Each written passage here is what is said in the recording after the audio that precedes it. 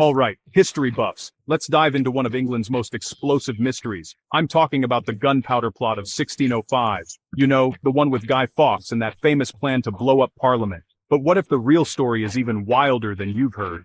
Now, most of us learned that a group of Catholic conspirators, led by Robert Catesby and with Guy Fawkes as the muscle, tried, and failed, to blow up King James I and his government. Classic tale of rebellion, right? But here's the twist. What if the whole thing was actually a government setup?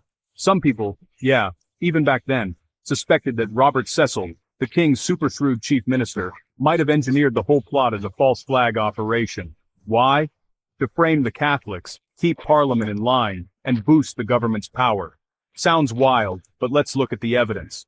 First, there's this mysterious tunnel the conspirators supposedly dug under Parliament to stash the gunpowder, but no one's ever found a trace of it. Not a brick, not a shovel. Weird, right? And speaking of gunpowder, back then the government basically controlled all supplies. So how did a ragtag group of rebels get 36 barrels without anyone noticing? Then there's the infamous warning letter. Someone tipped off Lord Monteagle days before the plot was discovered. Cecil knew about it, but waited before sending guards to search the cellars. Almost like he wanted to catch the plotters red-handed. Maximum drama, maximum impact. And don't forget those confessions. Guy Fawkes and others spilled their guts only after some serious persuasion. We're talking torture. Historians have even suggested that parts of the confessions were forged or twisted to fit the government's story. So, what happened after the plot was foiled? Cecil's influence shot through the roof. Parliament cracked down on Catholics, and the government got way more powerful. Mission accomplished, if you believe the conspiracy anyway.